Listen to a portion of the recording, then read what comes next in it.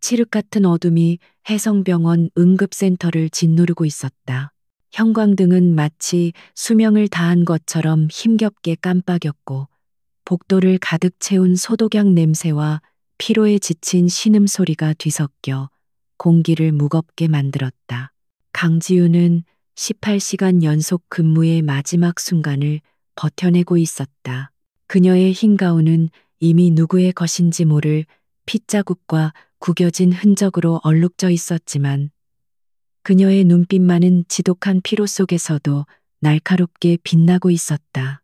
그녀는 이 낡고 자원이 부족한 병원의 외상외과 에이스였지만 병원 상층부의 무관심과 예산 삭감은 그녀 같은 천재 의사조차 한계로 내몰고 있었다.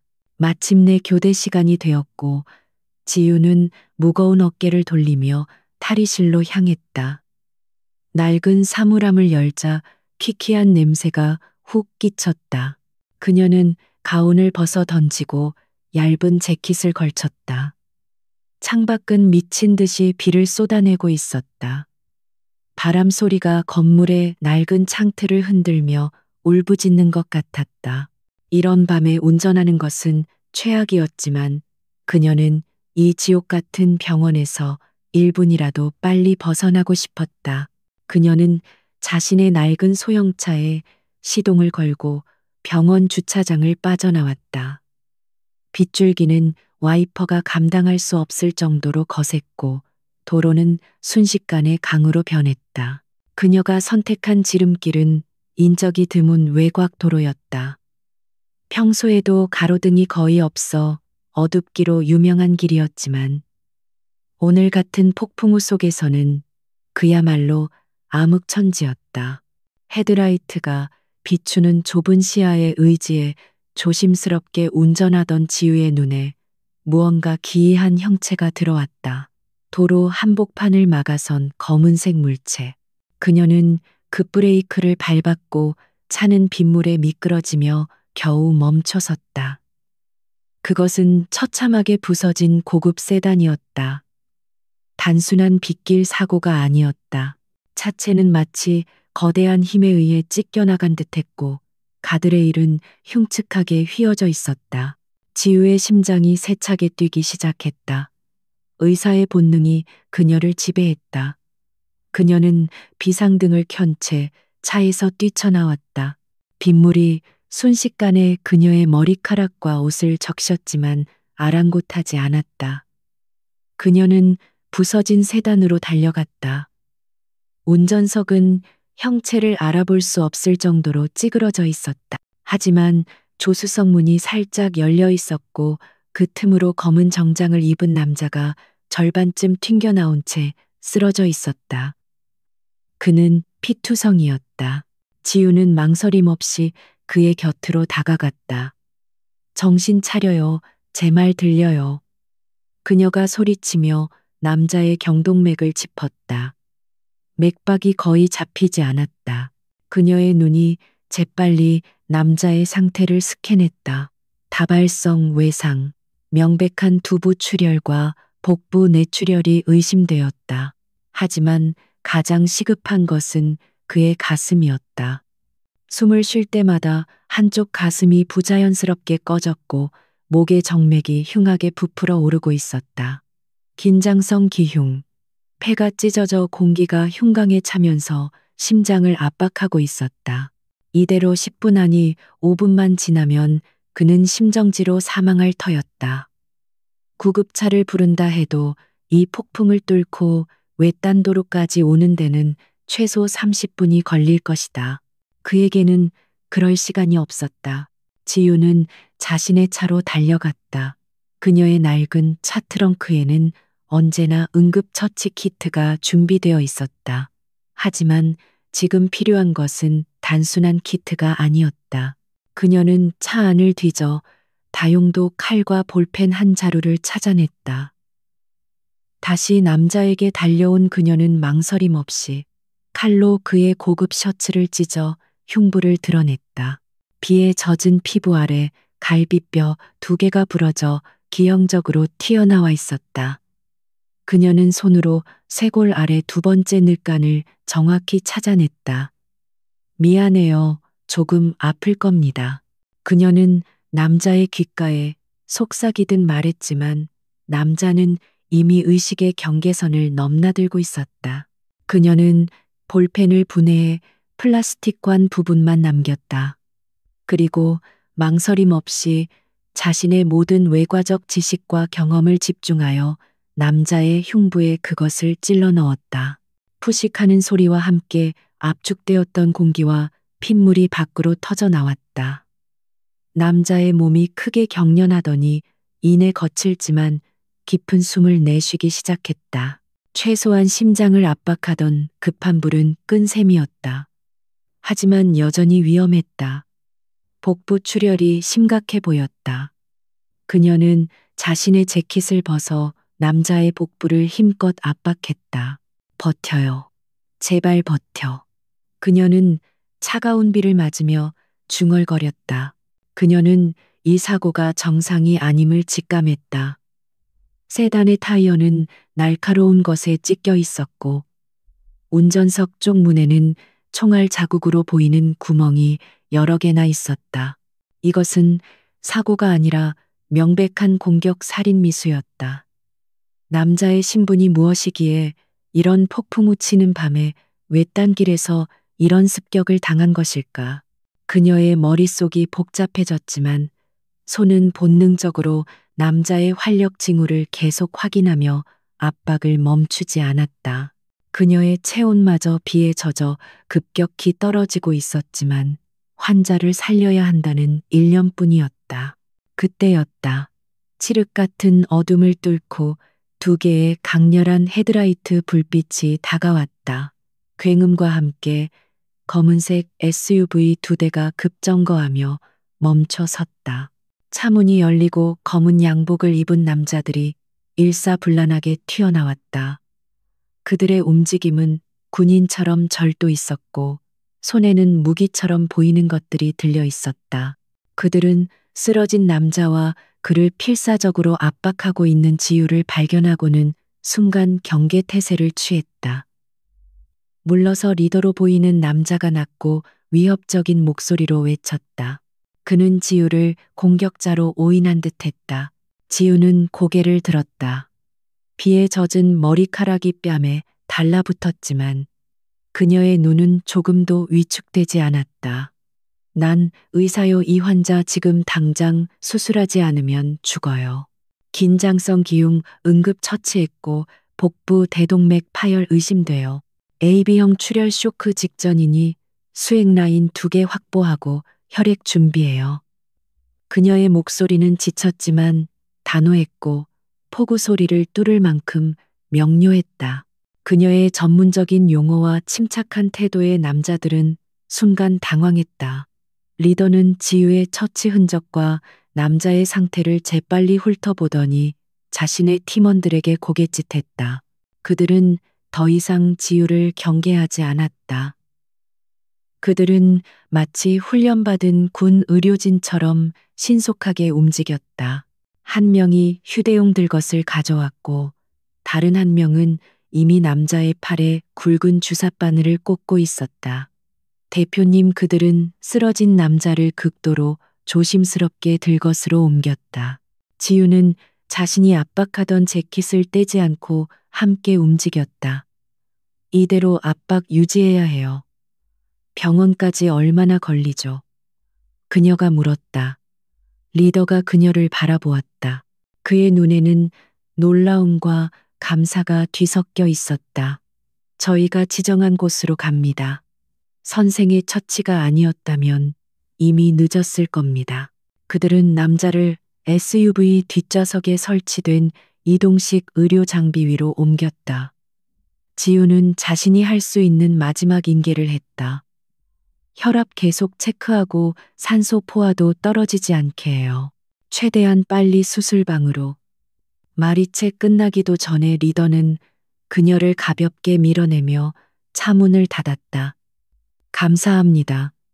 하지만 이제부턴 저희가 맡겠습니다. 신분을 밝혀주실 수 있겠습니까?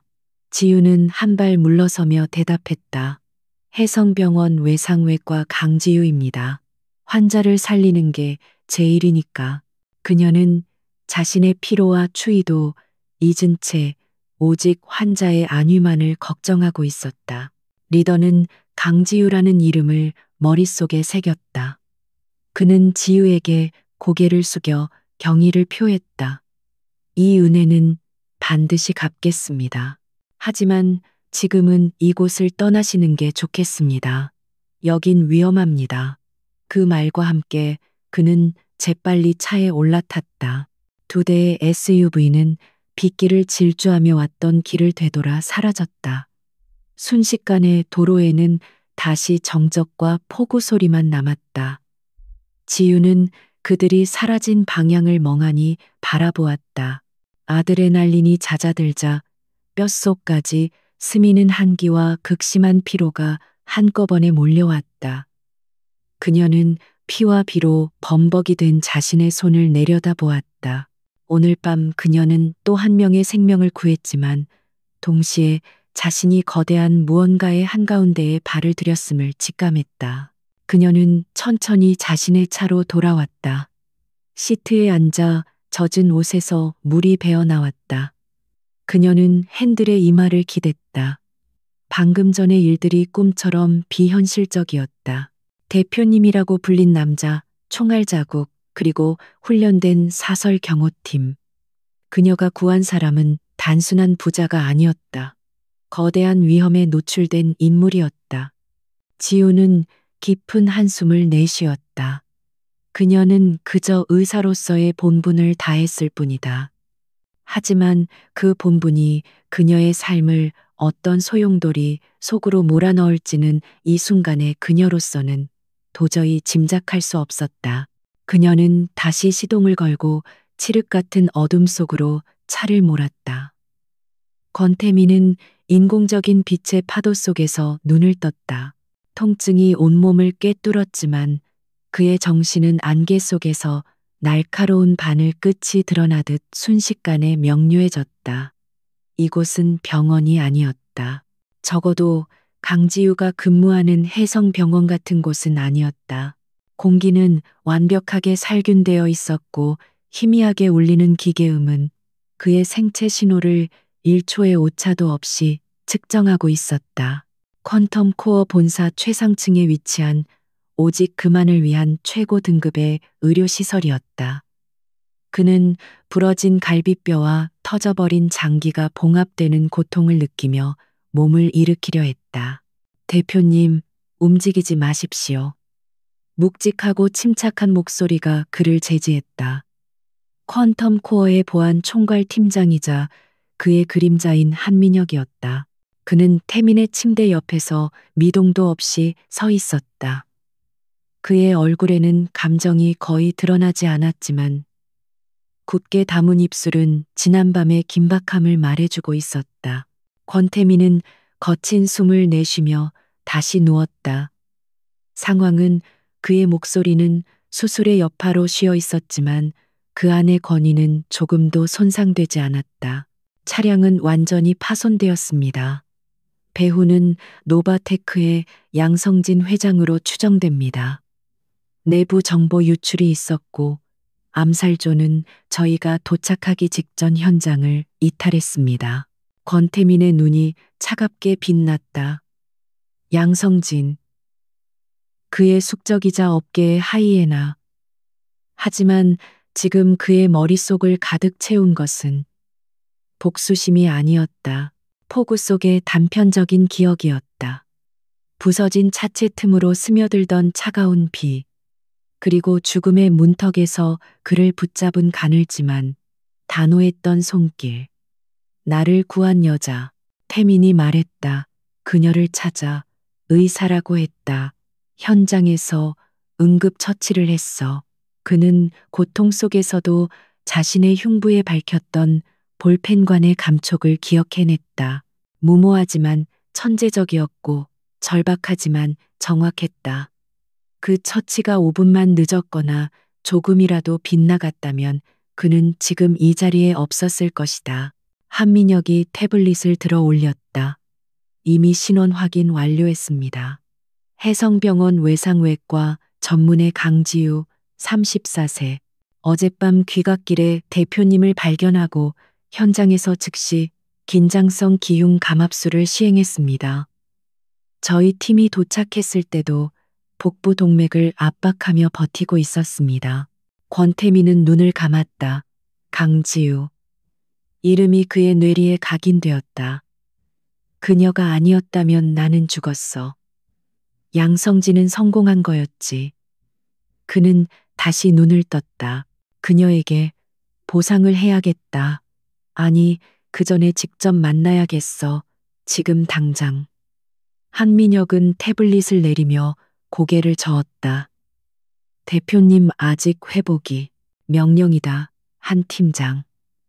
권태민의 목소리에 반박을 허용하지 않는 힘이 실렸다. 그 여자가 내 목숨을 구했어.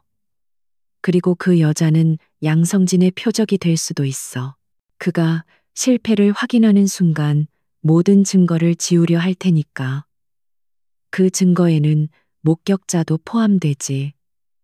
한민혁은 더 이상 반박하지 않았다. 그는 권태민의 전략적 사고방식을 이해했다. 이것은 단순한 감사의 표시가 아니었다. 상황 분석이자 다음 수를 두기 위한 포석이었다. 알겠습니다. 즉시 준비시키겠습니다. 한민혁이 돌아서자 태민은 다시 눈을 감았다. 그의 제국 퀀텀 코어가 적의 공격을 받았고 그는 낯선 의사에게 목숨을 비쳤다. 이 방정식은 그가 가장 싫어하는 불확실성 그 자체였다. 같은 시각 강지우는 뜬 눈으로 밤을 새운 뒤 샤워만 간신히 하고 다시 해성병원으로 출근했다. 어젯밤의 피로가 가시기도 전에 그녀는 병원장실로 호출되었다. 박 원장은 병원의 만성적자를 자신의 배를 불리는 기회로 삼는 인물이었다. 그는 값비싼 원목 책상 뒤에 앉아 어젯밤의 폭우와는 아무 상관없다는 듯 윤기 나는 얼굴로 지우를 맞이했다. 강 선생 어제 응급실에서 또 신원미상 환자에게 고가의 약품을 썼더군. 우리가 자선단체인 줄 아나 박 원장의 목소리는 기름처럼 번들거렸지만 내용은 칼처럼 차가웠다. 지우는 지친 기색을 감추며 담담하게 대답했다. 환자는 과다 출혈 쇼크 상태였습니다. 원장님, 규정대로 응급 처치를 했을 뿐입니다. 그리고 그 환자는 그녀는 어젯밤의 남자에 대해 말하려다 입을 다물었다. 총알 자국과 사설 경호팀. 병원장에게 말해봐야 좋을 것 없는 이야기였다. 규정강 선생의 그 규정 때문에 우리 병원 재정이 바닥나고 있어. 이사회에서는 외상센터 예산을 전액 삭감하고 수익성 좋은 VIP 건강검진센터를 열자고 아우성이야. 강 선생이 그렇게 환자를 살리고 싶으면 돈 되는 환자를 데려오란 말이야. 박 원장의 탐욕스러운 눈빛이 지우의 얼굴에 노골적으로 머물렀다. 그는 지우의 실력이 병원에 꼭 필요하다는 것을 알았지만 동시에 자신의 이익에 방해가 되는 그녀의 고지식함과 정의감을 혐오했다. 지우는 주먹을 꽉 쥐었다. 이 낡은 병원, 부족한 장비 속에서도 그녀와 그녀의 팀이 이뤄낸 외상 환자 생존율은 전국 최고 수준이었다. 원장님, 외상센터는 병원의 존재 이유입니다. 돈이 되지 않는다는 이유로 문을 닫는다면 그건 의사가 아니라 장사치입니다. 그녀의 목소리는 낮았지만 흔들림이 없었다. 박 원장은 불쾌하다는 듯 코웃음을 쳤다. 장사치라. 강 선생, 지금 이 병원에서 누가 월급을 주고 있는지 잊은 모양이군. 조만간 이사회가 열릴 거야. 그때까지 강 선생 부서의 존재 가치를 증명하지 못하면 나도 어쩔 수 없어. 알겠나? 그것은 명백한 협박이었다. 지우는 더 이상 대꾸할 가치를 느끼지 못하고 돌아서서 원장실을 나왔다. 복도를 걸어 나오며 그녀는 깊은 무력감에 휩싸였다. 어젯밤 그토록 필사적으로 한 생명을 구했지만 정작 그녀는 자신의 환자들과 팀원들을 지켜낼 힘이 없었다. 그녀가 응급센터로 돌아왔을 때 간호사가 다급하게 달려왔다. 교수님 VIP 병동에서 연락 왔어요. 어떤 분이 교수님을 꼭 만나야겠다고. 지우는 미간을 찌푸렸다. VIP 병동 난 거기 환자 맡은 적 없는데. 그녀가 의아해하는 사이 병원 복도 저편에서 한 무리의 사람들이 다가오고 있었다. 검은 정장을 입은 남자들. 그들의 존재감은 이 낡은 병원과 전혀 어울리지 않았다. 중심에 선 남자는 어젯밤 폭우 속에서 보았던 권태민의 경호팀장 한민혁이었다. 그는 정확히 지우 앞에 멈춰 섰다. 한민혁은 주변의 시선을 전혀 의식하지 않은 채 지우에게 정중하게 고개를 숙였다. 강지우 선생이십니까? 어젯밤의 일에 대해 저희 대표님께서 직접 감사의 말씀을 전하고 싶어 하십니다. 지우는 이 상황이 믿기지 않았다. 어젯밤의 환자가 벌써 사람을 보낸 것이다. 그녀는 경계심을 늦추지 않으며 대답했다. 환자는 괜찮습니까? 수술은 잘 되었나요? 그녀의 첫 질문은 환자의 안부였다. 한민혁의 무표정한 얼굴에 아주 희미한 미소가 스쳤다. 선생님 덕분입니다. 지금 저희와 잠시 동행해 주실 수 있겠습니까? 대표님께서 기다리고 계십니다. 주변의 의사들과 간호사들이 수군거리기 시작했다. 강지우가 대체 무슨 거물과 엮인 것인지 궁금해하는 눈빛들이었다. 지우는 잠시 망설였다. 하지만 그녀는 환자의 상태를 직접 확인하고 싶었다. 그리고 어젯밤의 일이 단순한 사고가 아니었음을 알기에 이들의 정체를 알아야 할 필요도 느꼈다. 알겠습니다. 하지만 제 환자들 회진을 마친 후에 가겠습니다. 30분 정도 걸릴 겁니다. 그녀는 자신의 페이스를 잃지 않았다. 한민혁은 조금도 당황하지 않고 대답했다. 물론입니다. 여기서 기다리겠습니다. 그는 마치 그 자리에 뿌리라도 내린 듯 복도 한가운데 굳건히 섰다. 지우는 그를 뒤로 하고 자신의 환자들을 향해 발걸음을 옮겼다. 그녀의 삶이 거대한 파도 속으로 휘말려 들어가고 있음을 그녀는 아직 깨닫지 못하고 있었다. 정확히 30분이 지났을 때 강지우는 마지막 환자의 차트를 덮었다. 그녀의 걸음걸이는 지쳐 있었지만 한민혁과 그의 팀이 풍기는 위압적인 기운 앞에서도 조금도 흐트러지지 않았다. 그녀는 한민혁에게 다가가 고개를 끄덕였다. 가시죠. 병원 로비를 가로지르는 동안 박 원장이 자신의 사무실 창문으로 그 광경을 목격했다. 검은 양복의 남자들에게 정중하게 호위받는 지유의 모습을 본 그의 얼굴이 탐욕과 의심으로 일그러졌다. 저 강지우가 대체 무슨 벼락이라도 맞은 것인가. 그는 즉시 비서에게 전화를 걸어 그들이 타고 온 차량의 번호를 조회하라고 지시했다. 병원 밖에 대기하고 있던 차량은 해성병원의 낡은 구급차와는 차원이 다른 방탄 처리가 된 검은색 세단이었다. 문이 열리는 소리조차 묵직했다. 지우가 차에 오르자 실내는 외부의 소음과 완벽하게 차단되었다. 한민혁은 조수석에 앉았고 차는 미끄러지듯 출발했다. 지우는 창밖으로 빠르게 멀어지는 병원의 풍경을 바라보았다.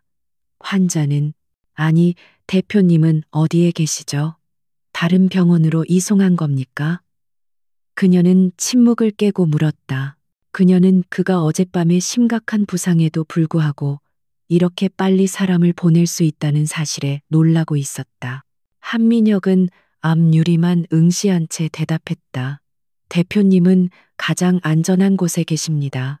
그리고 최고의 의료진이 24시간 돌보고 있습니다. 강 선생께서 기반을 잡아주신 덕분입니다. 그의 목소리는 감정이 배제되어 있었지만 기반이라는 단어에서 미묘한 존중이 느껴졌다. 차는 서울의 번잡한 도심을 뚫고 상암동의 디지털 미디어 시티 심장부로 향했다. 그리고 마침내 거대한 유리와 강철로 이루어진 구름을 뚫을 듯 솟아있는 빌딩 앞에 멈춰 섰다. 코른템 컬이라는 로고가 빌딩 상층부에서 은은하게 빛나고 있었다. 이곳은 단순한 회사가 아니라 대한민국의 기술 안보를 책임지는 요새였다. 지우는 그 건물의 규모에 압도당했다. 그녀가 아는 세계와는 완전히 다른 차원의 공간이었다. 그들은 지하의 철저한 보안 검색대를 통과한 후 오직 소수의 임원만이 사용할 수 있는 전용 엘리베이터에 탑승했다. 엘리베이터는 소리 없이 상승했고 지우는 귀가 먹먹해지는 것을 느꼈다. 마침내 문이 열리자 그곳은 병실이라기보다는 최고급 호텔의 펜트하우스 스위트룸에 가까웠다. 하지만 방 한쪽 구석에는 그녀가 해성병원에서 꿈도 꾸지 못할 최첨단 의료 모니터와 장비들이 빼곡하게 자리 잡고 있었다. 그리고 그 모든 것의 중심에 권태민이 있었다. 그는 병원 가운 대신 편안한 실크 가운을 걸치고 있었지만 창백한 얼굴과 흉부에 감긴 붕대는 그가 겪은 사투를 증명하고 있었다. 그는 침대에 기대어 앉아 태블릿을 보고 있다가 지우가 들어서는 소리에 고개를 들었다. 그의 눈은 어젯밤 의식 불명 상태에서도 느꼈던 것보다 훨씬 더 깊고 날카로웠다. 그는 온몸이 부서지는 고통을 겪고 있었음에도 불구하고 그 공간을 완벽하게 지배하고 있었다. 강지우 선생. 그가 입을 열었다. 목소리는 낮고 쉬어 있었지만 그 안에 담긴 힘은 방 안의 공기를 진동시켰다. 지우는 의사로서의 본능으로 그에게 다가가 습관처럼 그의 안색과 모니터에 떠 있는 활력 징후를 살폈다. 혈압, 심박수, 산소 포화도 모든 것이 기적적으로 안정권에 접어들고 있었다. 수술은 잘 된 것 같군요. 복부 손상은 어땠습니까? 그녀의 질문에 권태민의 입꼬리가 희미하게 올라갔다. 대동맥이 거의 끊어질 뻔했다고 하더군. 선생의 현장 압박이 아니었다면 수술실에 도착하기도 전에 과다출혈로 죽었을 거라고. 그는 한민혁을 향해 손짓했다. 한민혁이 서류 가방에서 얇은 봉투를 꺼내 지우에게 건넸다. 내 목숨값입니다. 권태민이 말했다. 지우는 봉투를 열어보았다. 안에는 수표 한 장이 들어 있었다. 금액이 적혀 있어야 할 칸은 비어 있었다. 백지 수표였다. 그녀가 원하는 만큼의 숫자를 적어 넣으라는 오만하지만 확실한 보상의 방식이었다. 지우는 잠시 그 수표를 바라보았다. 이 종이 한 장이면 해성병원의 적자를 메우고도 남을 것이다. 박 원장의 그 비열한 얼굴에 던져줄 수도 있을 것이다. 하지만 그녀는 천천히 고개를 들었다. 그녀의 눈은 피곤했지만 그 안에는 어떤 타협도 욕망도 없었다. 저는 제 일을 했을 뿐입니다. 그녀는 수표를 다시 봉투에 넣어 한민혁에게 돌려주었다. 권태민의 눈썹이 살짝 치켜 올라갔다. 놀라움. 그가 좀처럼 느끼지 못하는 감정이었다. 그의 부와 권력 앞에서 돈을 거절한 사람은 없었다. 목숨을 구해준 대가치고는 너무 겸손한 것 아닌가. 강 선생 아니면 더 큰 것을 원하나. 그의 목소리에 약간의 경계심이 스쳤다. 지우는 한숨을 쉬었다. 이 남자는 세상을 돈으로만 보는 법을 배운 것 같았다. 그녀는 의사가운 주머니를 뒤져 어젯밤에 작성했던 구겨진 메모지 한 장을 꺼냈다. 그녀는 그것을 권태민 앞에 테이블에 펼쳐 놓았다. 이게 뭡니까? 권태민이 물었다. 제 외상센터에 필요한 장비 목록입니다. 지유의 목소리는 건조했다. 이동식 초음파 진단기 2대 최신형 128채널 CT 스캐너 1대 복강경 수술 장비 세트 그리고 당장 급한 소모품들입니다. 원하신다면 이걸로 제 겸손을 대신하죠. 그녀는 돈을 구걸하는 것이 아니었다. 그것은 거래에 가까웠다. 당신의 목숨을 구했으니 그 대가로 더 많은 생명을 구할 도구를 달라는 요구였다. 권태민은 목록을 내려다보았다. 수표에 적힐 수 있는 액수에 비하면 터무니없이 적은 금액이었지만 그 무게는 훨씬 더 무거웠다. 그는 지유를 다시 바라보았다. 피로에 지친 얼굴 낡은 가운. 하지만 그 어떤 것에도 흔들리지 않는 고든 눈빛. 그는 이 여자가 자신과는 완전히 다른 종류의 인간임을 깨달았다. 그때 지유가 조용히 덧붙였다. 어젯밤 대표님의 상처, 단순한 교통사고가 아니었습니다. 권태민의 시선이 날카로워졌다. 무슨 뜻이지? 흉부와 복부의 손상은 차량 파편이 아니라 고속으로 발사된 특수 파편에 의한 관통상에 가까웠습니다. 그리고 타이어의 절단면도 일반적인 파열과는 달랐고요. 의사로서 제 소견입니다. 그녀는 담담하게 사실을 말했다. 권태민은 몇 초간 그녀를 뚫어지게 바라보았다.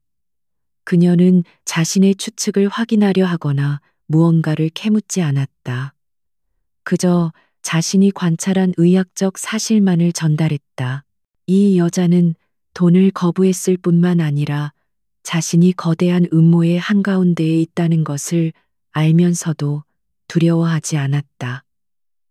오히려 그것을 소견으로 분류했다. 권태민은 처음으로 소리내어 웃었다. 웃음 때문에 흉부의 통증이 울렸지만 그는 멈추지 않았다. 강지유 선생, 당신은 정말 흥미로운 사람이군. 그는 한민혁을 바라보았다. 한 팀장, 저 목록에 있는 장비들 당장 주문해. 기존 예산의 2배로 최고 사양으로. 그리고 그는 다시 지유를 바라보았다. 그의 눈에는 더 이상 단순한 감사가 아니라 깊은 흥미와 계산이 담겨 있었다. 좋습니다. 당신의 병원에 기부하도록 하죠. 권태민이 강지유라는 예상치 못한 변수와 마주하고 있던 바로 그 시각 서울의 또 다른 심장 부인 테헤란로의 한 빌딩 최상층에서는 분노의 폭풍이 휘몰아치고 있었다. 그곳은 퀀텀 코어의 숙적이자 기술 업계의 무자비한 포식자로 불리는 노바테크의 심장부였다. 회장실은 최고급 흑단목과 이탈리아산 대리석으로 장식되어 있었지만 방 안의 공기는 시베리아의 겨울 바람보다 차가웠다. 양성진 회장은 거대한 통유리 창밖으로 펼쳐진 도시의 야경을 등진 채 서 있었다. 그의 실루엣은 어둠 속에 잠겨 있었지만 시가 연기 사이로 드러난 그의 눈빛은 먹이를 놓친 맹수처럼 번뜩였다. 실패했다고 그의 목소리는 낮고 차분했지만 그 안에 억눌린 분노는 방 안의 모든 것을 얼어붙게 만들기에 충분했다. 그의 앞에는 노바테크의 2인자이자 그의 충실한 하수인인 최 이사가 땀을 비오듯 흘리며 고개를 숙이고 있었다. 최 이사는 감히 양 회장의 얼굴을 쳐다보지도 못한 채 떨리는 목소리로 보고했다. 권태민이 살아있습니다.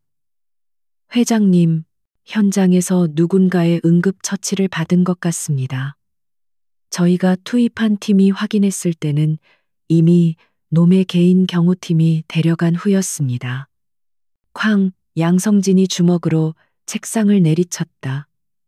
최고급 흑단목 책상이 비명을 질렀다. 누군가의 응급처치, 고작 그딴 변명이나 하려고 내 앞에 서 있는 건가. 그깟 의사년 하나 때문에 내 계획이 틀어졌어. 그는 권태민에게 경고를 지시했다. 하지만 그 경고는 사실상 죽음의 문턱까지 몰고 가는 것이었다. 차세대 국방부 보안 시스템 계약. 수조 원이 걸린 이 거대한 프로젝트를 퀀텀 코어에게 빼앗길 수는 없었다.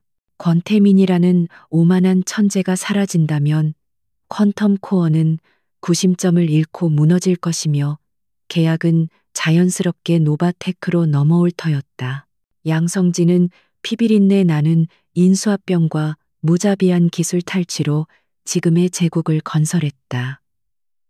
그에게 윤리란 사치였고 법은 이용하는 도구에 불과했다. 그런 그에게 권태민은 눈의 가시였다. 정당한 기술력과 혁신으로 자신을 위협하는 유일한 존재, 그놈을 살린 년이 누구라고 했지? 양성진이 으르렁거리듯 물었다. 최 이사는 재빨리 태블릿을 조작해 사진 한 장을 띄웠다. 비에 젖은 채 하지만 당당한 눈빛을 하고 있는 강지유의 모습이었다. 해성병원의 강지유라는 외과 의사입니다. 어젯밤 현장에서 닥쳐 양성진이 말을 끊었다. 그년이 어디서 뭘 했는지는 중요하지 않아. 중요한 건 그년이 내 계획을 망쳤고 권태민의 목숨을 구했다는 사실이다. 그는 최 이사에게 다가가 멱살을 움켜쥐었다. 최 이사의 안경이 비뚤어졌다. 내 계획에 실패란 없다. 최 이사. 자네가 이 사태를 수습해. 권태민은 이미 숨었을 테니 당장은 어렵겠지. 그렇다면 그놈을 살린 년부터 처리해. 목격자이자 내 실패의 증거니까. 그의 눈에 살기가 번뜩였다. 이번에도 실패하면 자네가 권태민 대신 저한강 바닥에 처박힐 줄 알아. 최 이사는 공포에 질려 격하게 고개를 끄덕였다. 명심하겠습니다. 회장님 즉시 처리하겠습니다. 양성진이 그를 경멸스럽게 밀쳐냈다. 최 이사는 비틀거리며 회장실을 거의 도망치듯 빠져나왔다. 문이 닫히자 양성진은 다시 창밖을 바라보았다. 그의 분노는 가라앉고 차가운 계산이 그 자리를 대신했다. 권태민은 살아남았지만 심각한 부상을 입었을 것이다. 당분간 퀀텀 코어의 경영에는 차질이 생길 터 그 틈을 노려 국방부 계약을 흔들어야 했다. 그리고 그 전에 자신들의 흔적을 완벽하게 지워야 했다. 강지유라는 의사는 그 첫 번째 목표물이었다. 최 이사는 엘리베이터 안에서 가쁜 숨을 몰아쉬며 땀을 닦았다. 양 회장의 분노는 그에게 죽음의 공포와도 같았다. 그는 즉시 자신의 수하에게 전화를 걸었다. 나다. 해성병원, 강지유. 그 여자에 대한 모든 것을 알아내. 그리고 청소 준비해. 이번에는 절대 실수 없이 조용하고 확실하게. 그는 전화를 끊고 거울에 비친 자신의 비굴한 모습을 바라보았다. 그는 양성진의 개였지만 그 개가 살아남기 위해서는 다른 누군가의 피를 묻혀야만 했다. 그는 이미 돌이킬 수 없는 강을 건넜음을 알고 있었다. 그의 지시는 신속하게 실행되었다. 노바테크의 정보팀은 국가기관 못지않은 능력을 갖추고 있었다. 몇 시간 만에 강지유의 모든 신상 정보가 최 이사의 보안 태블릿으로 전송되었다. 그녀의 근무 패턴, 퇴근길, 동선, 심지어 그녀가 병원 내에서 박 원장과 갈등을 빚고 있다는 사실까지. 최 이사의 입가에 비열한 미소가 떠올랐다. 그는 이 정보를 이용해 더 교묘한 덫을 놓기로 결심했다. 단순히 그녀를 사고사로 위장하는 것보다 그녀를 사회적으로 먼저 매장시키는 것이 더 확실할 수 있었다. 그는 즉시 박 원장에게 연락할 방법을 찾기 시작했다. 최 이사는 박 원장 같은 탐욕스럽고 부패한 인물들을 다루는 데 능숙했다. 그는 노바테크와는 전혀 상관없는 유령 회사의 명의로 해성병원에 거에게 발전 기금을 제안하는 이메일을 보냈다. 물론 그 기금에는 조건이 붙어 있었다. 병원 운영의 효율화를 위한 구조 조정, 특히 수익성이 낮은 외상센터의 축소, 그리고 그 중심에는 강지유가 있었다. 최 이사는 박 원장이 이 미끼를 덥석 물 것이라고 확신했다. 박 원장이 내부에서 강지유를 압박해 스스로 무너지게 만들거나 혹은 해고시켜 보호막을 제거하면 그때 청소를 실행하는 것이 훨씬 수월할 터였다. 이것은 양성진의 방식이었다. 정면으로 부딪히는 동시에 내부에서부터 썩어 문드러지게 만드는 것. 최 이사는 자신의 계획에 만족하며 또 다른 전화를 걸었다. 해성병원 박 원장 라인을 뚫어 거절할 수 없는 제안을 할 테니 그는 창밖을 바라보았다. 비는 그쳤지만 도시는 여전히 어둡고 음습했다. 이 거대한 도시의 그림자 속에서 또 다른 음모가 강지유를 향해 검은 촉수를 뻗기 시작했다. 그녀는 자신이 구한 생명의 무게만큼이나 무거운 위험 속으로 자신도 모르는 사이에 한 걸음 더 깊이 빠져들고 있었다. 한편 양성진은 자신의 집무실에서 또 다른 보고를 받고 있었다. 권태민이 해성병원에 최고급 의료 장비를 기부하라는 지시를 내렸다고 합니다. 강지유라는 의사가 요청한 목록이라고 합니다. 보고를 하는 비서의 목소리가 떨렸다. 양성진의 얼굴이 다시 한번 격렬하게 일그러졌다. 감히 내 눈앞에서 놀아나 그 의사년이 권태민에게 붙었단 말인가. 그는 단순한 목격자가 아니라 이제 권태민과 연결고리가 생긴 존재가 되었다는 사실에 참을 수 없는 분노를 느꼈다. 최 이사에게 당장 연락해. 계획 변경이다. 더 이상 기다릴 시간 없어. 그 여자 당장 처리해. 내일 해가 뜨기 전에. 그의 명령은 절대적이었다. 최 이사는 박 원장을 이용한 교묘한 계획을 접고 더 빠르고 확실한 방법으로 전환해야 했다. 그는 자신의 해결사 팀에게 전화를 걸었다. 타깃이 움직이기 시작했다. 오늘 밤에 끝낸다. 쥐도 새도 모르게 완벽한 사고로 위장해 어둠 속에서 보이지 않는 손들이 바쁘게 움직이기 시작했다. 권태민이라는 거대한 태양을 구한 대가로 강지유라는 평범한 의사는 이제 노바테크라는 거대한 블랙홀의 중심으로 빨려 들어가고 있었다. 그녀의 강인한 의지와 천재적인 의술도 이 거대하고 추악한 음모 앞에서는 무력해 보였다. 강지유가 퀀텀 코어에서 돌아온 다음 날 해성병원에는 미묘한 기류가 감돌기 시작했다.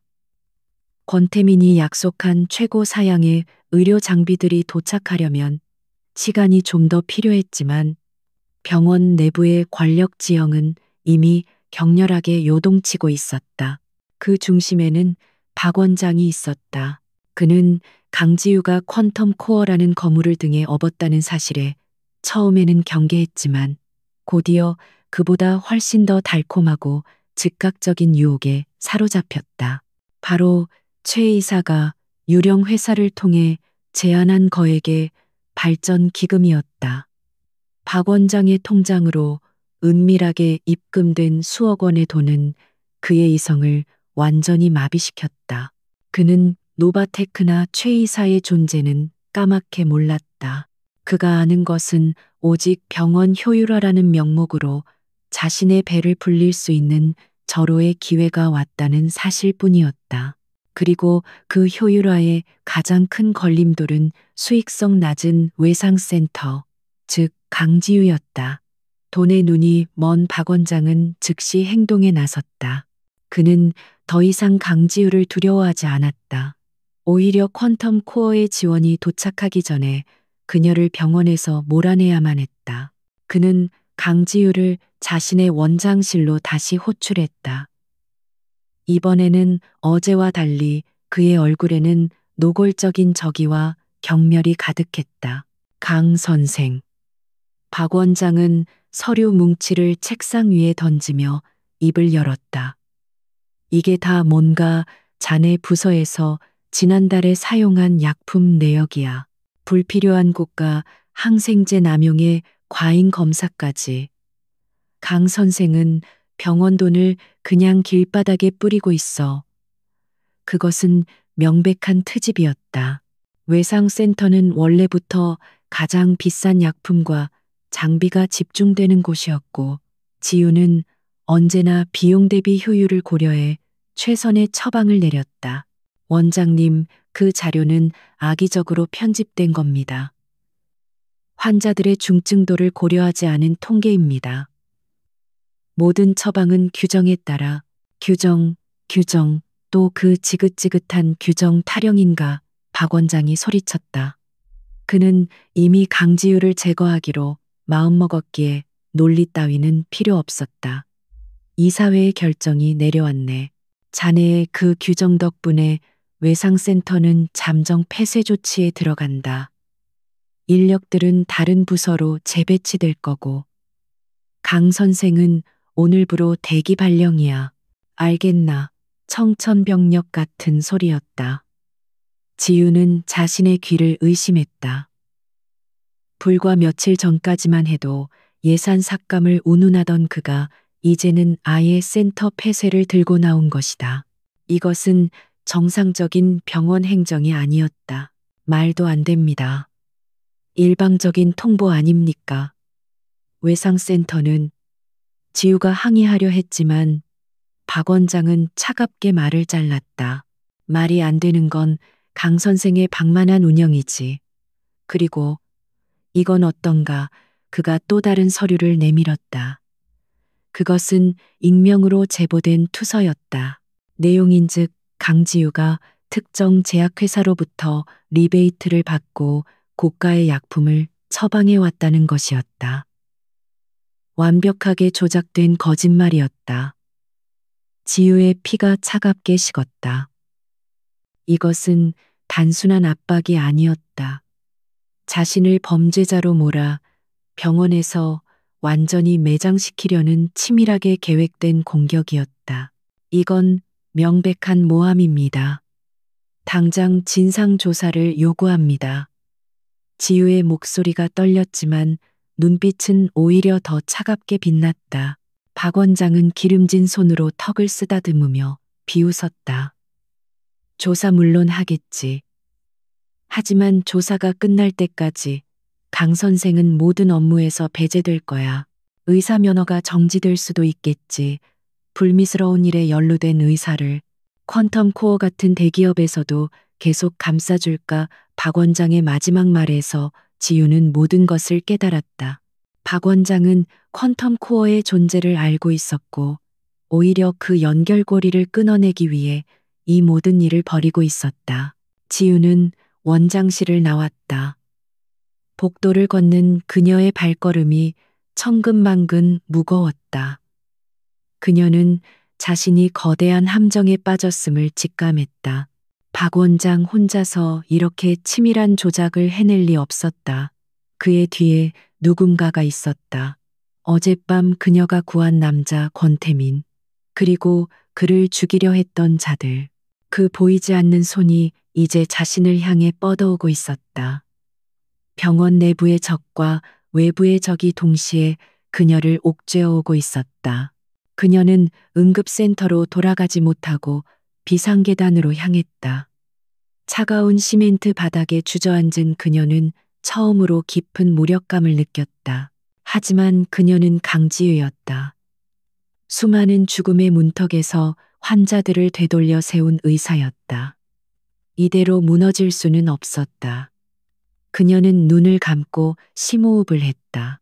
감정에 휩쓸릴 때가 아니었다. 냉철하게 상황을 분석해야 했다. 박 원장은 돈에 움직였다. 그렇다면 그에게 돈을 준 자가 있을 것이다. 그리고 그 자는 자신이 권태민을 구한 사실을 알고 있으며 자신을 위협으로 여기고 있다. 지우는 주머니 속에 휴대폰을 꺼냈다. 그녀는 박 원장이 자신을 벼랑 끝으로 몰기 위해 사용한 조작된 자료들, 그 이면에 숨겨진 진짜 비리의 증거를 찾아야 했다.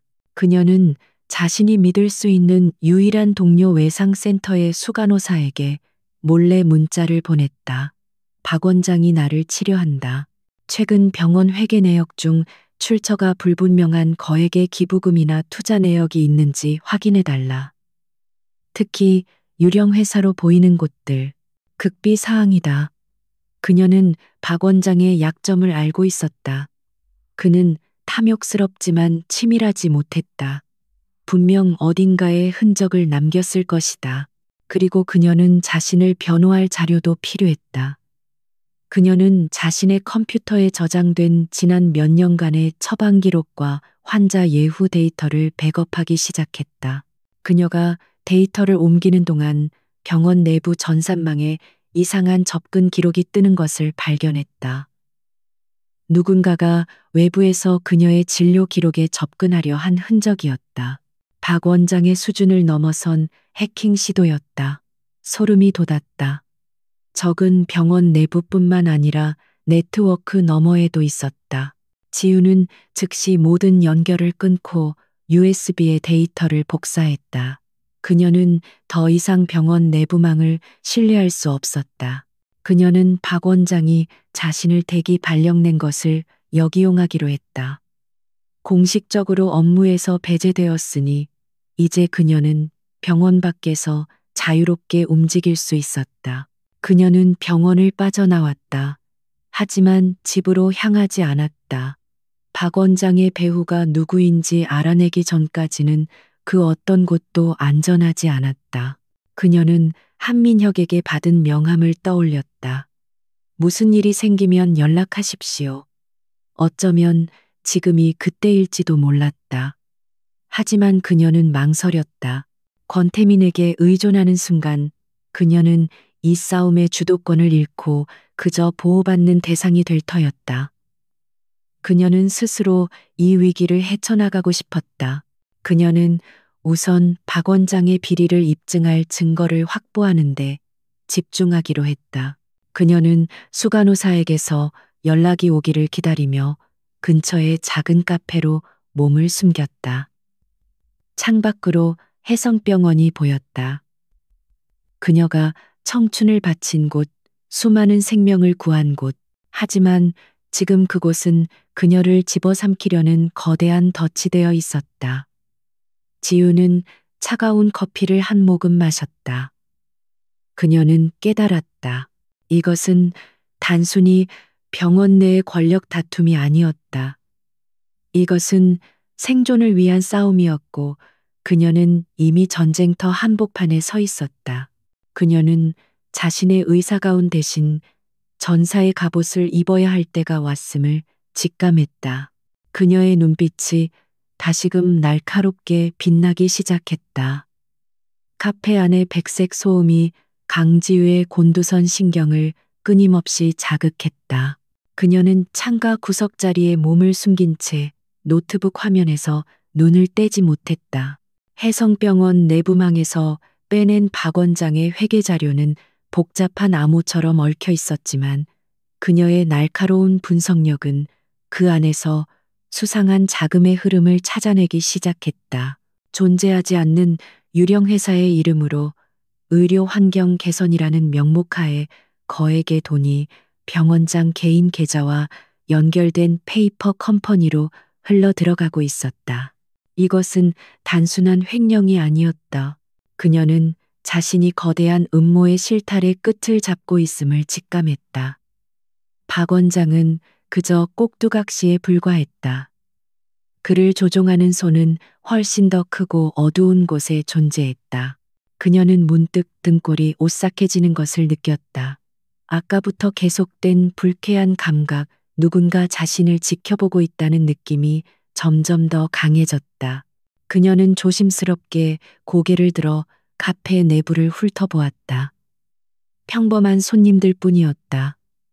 하지만 그녀의 시선이 창밖길 건너편에 멈췄다. 어둠 속에 잠긴 검은색 세단 한 대가 불법 주차 구역에 서 있었다.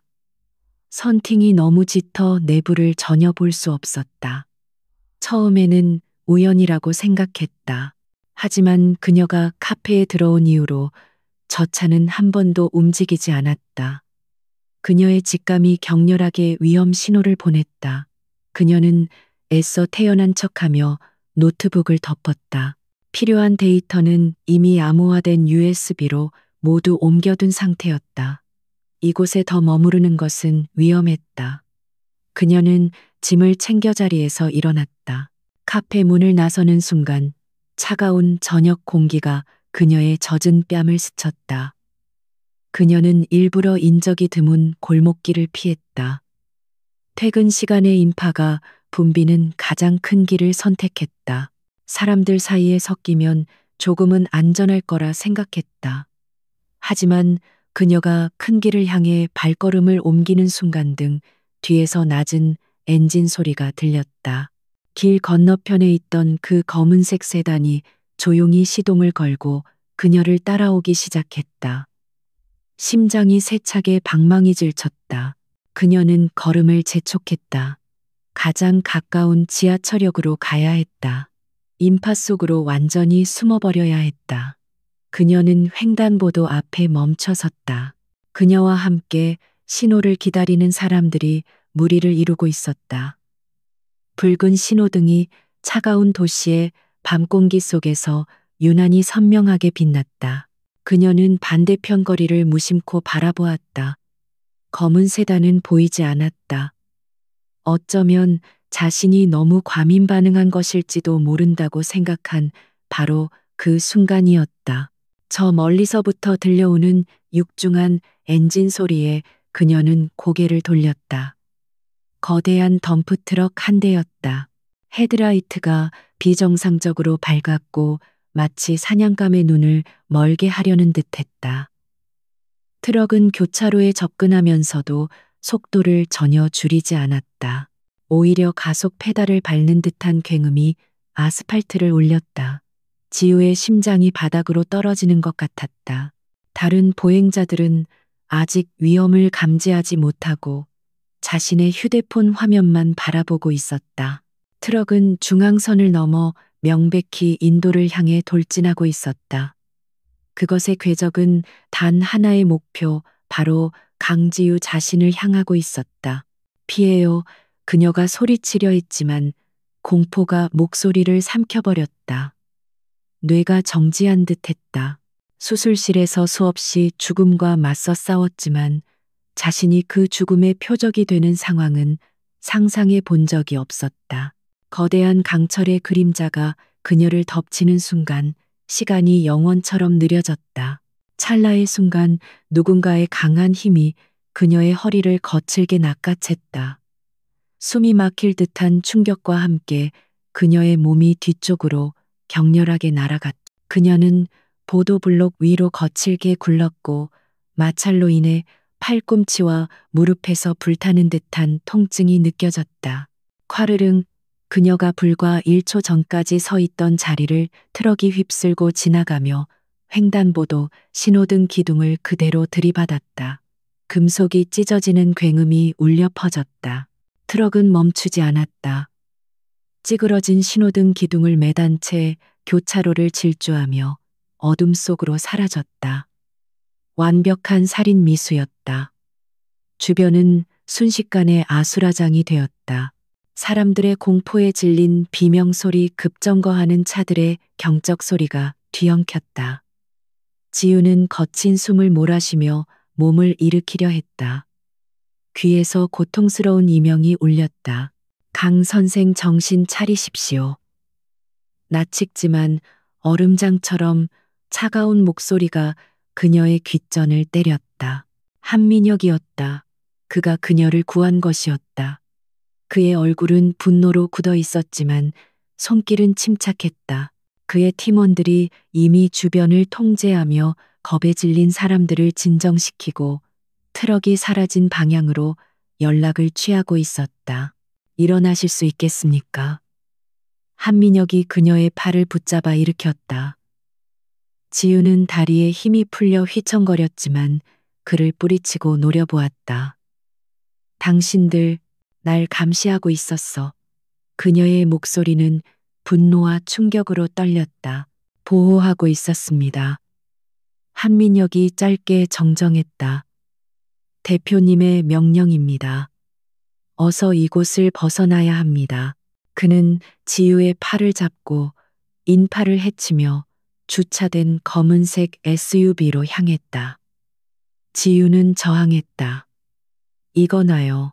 난 당신들 도움이 필요 없어. 이건 내 문제라고 한민혁이 그녀의 앞을 막아서며 낮고 단호한 목소리로 말했다. 아니요, 강 선생. 이건 더 이상 당신만의 문제가 아닙니다. 당신이 대표님의 목숨을 구한 순간 당신은 이미 이 전쟁의 한복판에 서게 된 겁니다. 같은 시각 퀀텀 코어 최상층 의료시설. 권태민은 자신의 이어피스를 통해 방금 전의 모든 상황을 실시간으로 전해 듣고 있었다. 트럭의 굉음, 한민혁의 다급한 외침, 그리고 보도블록에 내동댕이 쳐진 지우의 고통스러운 숨소리까지 그의 얼굴이 차갑게 굳어졌다. 태블릿을 쥐고 있던 손등에 핏줄이 붉어졌다. 양성진, 감히 내 사람을 건드려. 그는 애초에 지우의 신변이 걱정되어 그녀가 자신의 기부를 거절하고 돌아간 직후부터 비밀리에 경호팀을 붙여둔 참이었다. 그의 직감이 맞았다. 박 원장을 이용한 병원 내 압박은 그저 시작에 불과했다. 적들은 강지우라는 존재가 자신들의 실패를 증명하는 증거이자 권태민의 약점이 될 수 있음을 깨달은 것이다. 권태민은 즉시 한민혁에게 명령을 내렸다. 강 선생을 즉시 제3 안전가옥으로 모셔. 그리고 내가 직접 이야기해야겠다. 그는 모니터를 통해 한민혁의 팀이 지우를 SUV로 거의 반강제로 태우는 것을 지켜보았다. 그녀의 저항은 거셌지만 지금은 그녀의 의지보다 생존이 우선이었다. SUV는 사이렌 없이 도심을 질주했다. 지우는 창밖을 바라보며 거친 숨을 고르고 있었다. 팔꿈치에 상처가 쓰라렸다. 방금 그 트럭, 박 원장이 보낸 게 아니군요. 그녀가 혼잣말처럼 중얼거렸다. 한민혁이 룸미러로 그녀를 바라보며 대답했다. 박 원장은 그럴 배짱도 능력도 없습니다. 그는 그저 탐욕스러운 하수인일 뿐입니다. 강 선생을 노린 자들은 훨씬 더 거대하고 무자비한 자들입니다. 그들은 대표님을 죽이려 했고 실패했습니다. 그리고 이제 그 유일한 목격자이자 대표님을 살려낸 당신을 제거하려 합니다. 한민혁의 목소리는 감정 없이 사실만을 전달했다. 지우의 머릿속에서 모든 조각이 맞춰졌다. 권태민을 향한 조직적인 공격, 박 원장에게 흘러들어간 검은 돈, 병원 전산망에 대한 해킹 시도, 그리고 방금 자신을 덮친 덤프트럭, 이 모든 것이 하나의 적을 가리키고 있었다. 그녀는 자신이 얼마나 거대한 위험에 맞서고 있었는지 그제야 실감했다. SUV는 삼엄한 경비를 뚫고 한강변의 최고급 빌라 지하 주차장으로 들어갔다. 퀀텀 코어가 운영하는 수많은 안전가옥 중 하나였다. 외부에서는 평범한 주거시설처럼 보였지만 내부는 최첨단 보안 시스템으로 무장한 요새였다. 지우가 거실로 들어서자 벽면을 가득 채운 거대한 화면이 켜지며 권태민의 얼굴이 나타났다. 그는 여전히 의료시설에 있었지만 그의 시선은 모니터를 뚫고 나올 듯 강렬했다. 몸은 괜찮나 강 선생. 그가 먼저 입을 열었다. 지우는 상처 입은 팔꿈치를 움켜쥐며 그를 노려보았다. 당신 때문에 죽을 뻔했군요. 그녀의 목소리에는 원망과 분노가 섞여 있었다. 권태민은 그 시선을 피하지 않았다. 미안하군. 나 때문에 위험에 처하게 해서. 하지만 내가 경호팀을 붙이지 않았다면 당신은 지금 이 자리에 없었을 거다. 그의 말은 사실이었다. 지우는 반박할 수 없었다. 이제 어쩔 거죠? 날 이곳에 평생 가둬둘 생각입니까? 당신이 안전해질 때까지. 권태민이 단호하게 말했다. 내가 이 모든 일의 배후를 처리할 때까지 당신은 이곳에서 보호받아야 한다. 지우는 고개를 저었다. 싫습니다. 권태민과 한민혁의 눈이 동시에 커졌다. 난 숨지 않겠어요. 숨는 건 해결책이 아닙니다.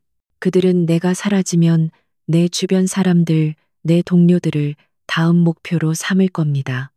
나는 내 병원으로 돌아가야 합니다. 박 원장의 비리를 밝혀내고 외상센터를 지켜야 합니다. 권태민은 그녀의 당돌함하니 용기에 혀를 내둘렀다. 죽음의 문턱에서 돌아온 지 불과 몇 분도 되지 않아 다시 전장으로 돌아가겠다고 말하는 여자였다. 강 선생, 이건 당신이 수술실에서 메스를 들고 싸우는 것과는 차원이 달라. 그들은 법 위에 군림하는 자들이야. 당신 혼자서는 절대 그들을 이길 수 없어. 그가 설득하려 했지만 지유의 의지는 꺾이지 않았다. 그래서 당신 도움이 필요해요. 하지만 보호가 아니라 정보가. 그녀는 화면 속의 태민을 똑바로 바라보았다. 당신을 공격한 자들, 그리고 박 원장의 배우, 그들에 대한 모든 정보를 주세요. 나는 의사입니다. 내 방식대로 싸우겠어요. 나는 박 원장의 부패를 내 손으로 밝혀내고 그를 병원에서 몰아낼 겁니다. 그게 내가 내 환자들을 지키는 방식입니다. 그녀의 눈빛은 흔들림이 없었다.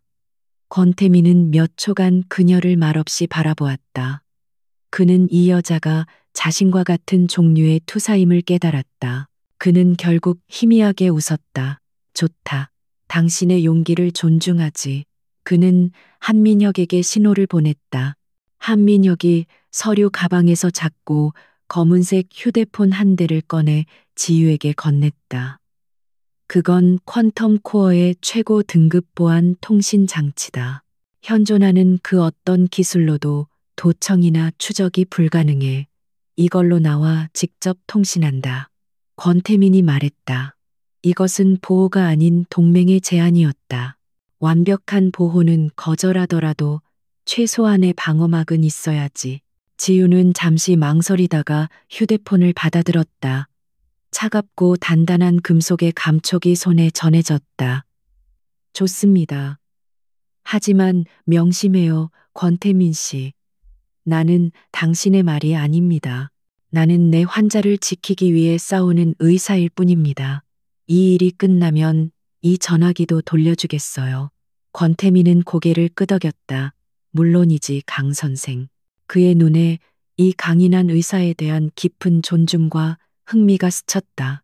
한민혁은 지우의 뜻에 따라 그녀를 다시 시내의 안전한 장소에 내려주었다.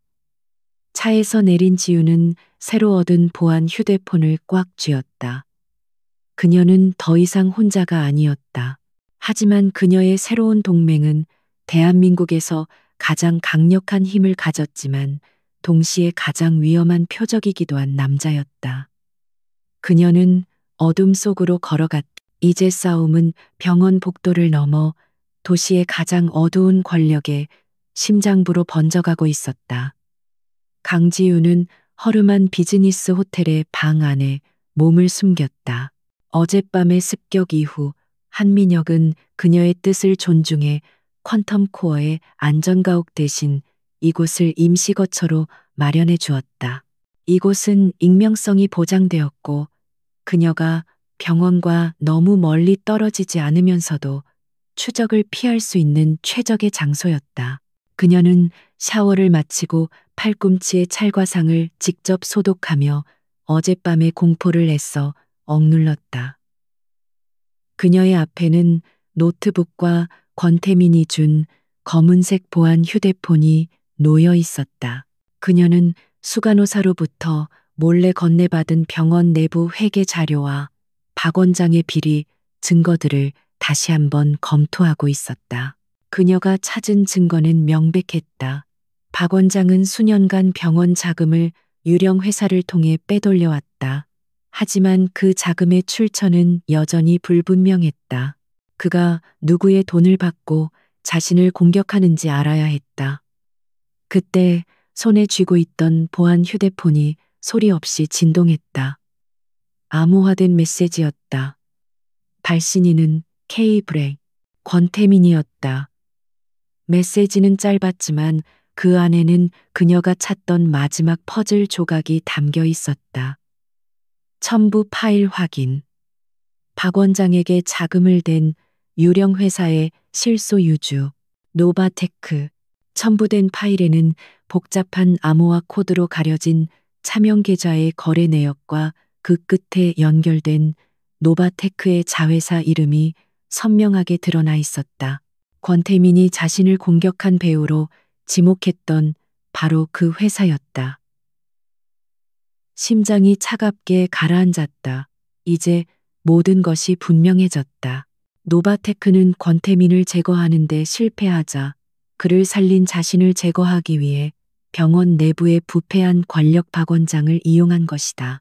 박 원장은 자신이 악마와 거래하고 있다는 사실조차 모르고 그저 돈에 눈이 멀어 하수인이 된 셈이었다. 권태민에게서 두 번째 메시지가 도착했다. 뱀의 머리를 확보했군. 이제 자를 시간이다. 지유는 그의 표현에 동의했다. 더 이상 망설일 시간이 없었다. 그녀는 즉시 행동에 착수했다. 그녀는 박 원장의 비리 증거와 노바테크의 자금 유입 증거를 하나의 파일로 정리했다. 그리고 병원 이사회의 이사들 명단을 검토했다. 대부분은 박 원장과 한통속이거나 무관심한 인물들이었지만 그 중에는 병원의 설립 이념을 지키려는 소수의 양심적인 이사들도 존재했다. 지우는 그 양심적인 이사 중 한 명이자 병원 내 신망이 두터운 원로 교수에게 은밀하게 연락을 취했다. 그녀는 자신이 확보한 증거의 일부만을 보여주며 병원의 존폐가 걸린 비상 상황임을 알렸다. 오늘 오후 긴급 이사회를 소집해 주십시오. 만약 박 원장이 이를 거부한다면 저는 이 모든 자료를 언론에 공개할 수밖에 없습니다. 그녀의 목소리는 단호했다. 이것은 협박이자 병원을 살리기 위한 마지막 카드였다. 원로 교수는 자료의 심각성을 즉시 깨달았다. 병원이 거대한 비리 스캔들에 휘말려 공중분해될 수도 있는 위기였다. 그는 즉시 자신의 영향력을 동원해 다른 이사들을 소집했다. 탐욕스러운 박 원장조차 병원 설립자의 직계 후손이자 원로인 그의 긴급 소집 요구를 무시할 수는 없었다. 이사회는 박 원장이 강지우에게 대기 발령을 내린 지 불과 하루 만에 전격적으로 소집되었다. 박 원장은 자신의 비리가 아닌 강지우의 징계 문제를 매듭지을 기회라고 생각하며 의기양양하게 회의실로 향했다. 해성병원 이사회 회의실. 긴장감이 팽팽하게 감돌았다. 박 원장은 회의 시작과 동시에 강지우에 대한 징계 안건을 상정했다. 강지우 선생은 병원의 재정 규정을 무시하고 독단적으로 고가의 약품을 남용했으며 심지어 리베이트 수수 혐의까지 받고 있습니다. 이에 본인은 바로 그때 회의실 문이 열리고 강지우가 들어섰다. 그녀는 대기 발령 중인 의사라고는 믿기지 않을 만큼 당당하고 침착한 모습이었다. 모든 이사들의 시선이 그녀에게 쏠렸다. 박 원장의 얼굴이 분노로 일그러졌다. 누구 멋대로 여길 들어와. 강 선생은 지금. 지우는 그의 말을 가로막았다. 박 원장님, 오늘 이 자리는 제 징계가 아니라 바로 원장님의 해임 안건을 논의하기 위해 소집되었습니다. 그녀의 목소리는 회의실 전체를 울렸다. 박 원장은 어이가 없다는 듯 코웃음을 쳤다. 뭐라고 네가 감히. 경비 당장 이 여자를 끌어내 하지만 지우는 아랑곳하지 않고 회의실 스크린에 자신의 USB를 연결했다. 여기 계신 이사님들께서는 해성병원이 지난 3년간 어떻게 운영되어 왔는지 아실 필요가 있습니다. 스크린에 첫 번째 자료가 떠올랐다. 박 원장이 유령 회사를 통해 병원 자금을 빼돌린 명백한 회계 장부였다. 박 원장과 결탁했던 몇몇 이사들의 얼굴이 하얗게 질렸다. 이건 조작이야. 이 여자가 앙심을 품고 날 모함하는 거라고 박 원장이 고래고래 소리를 질렀다. 조작이라고 하셨습니까? 지유는 차분하게 반문했다. 그렇다면 이 자료도 조작인지 말씀해 주시죠. 그녀는 다음 화면을 띄웠다. 권태민이 보내준 암호화된 자료.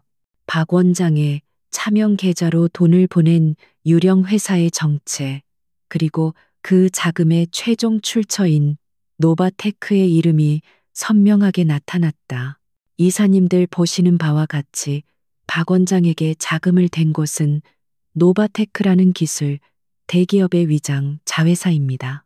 이들은 왜 우리 병원에 그것도 박 원장 개인과 연결된 계좌로 이런 거액을 보낸 걸까요?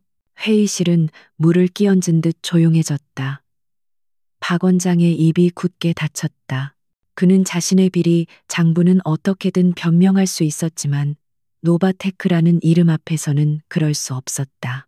그가 돈을 받은 것은 사실이었지만 그 돈이 대한민국의 거대 기업 노바테크에서 온 것인지는 꿈에도 몰랐던 것이다. 그는 자신이 상상했던 것보다 훨씬 더 위험한 일에 연루되었음을 깨닫고 공포에 휩싸였다. 다른 이사들 역시 마찬가지였다.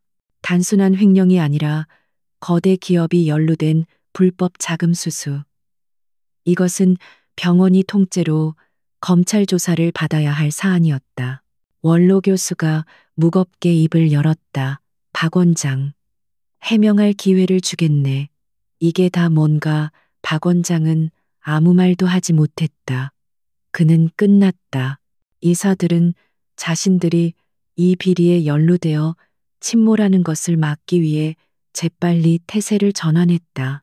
당장 박 원장을 모든 직위에서 해임해야 합니다. 검찰에 즉시 이 자료를 넘기고 수사를 의뢰해야 합니다. 박 원장은 경비들에 의해 비참하게 회의실에서 끌려나갔다. 회의실에는 혼란과 침묵이 감돌았다. 병원은 리더십의 공백 상태에 빠졌다. 그때 원로 교수가 강지유를 바라보았다.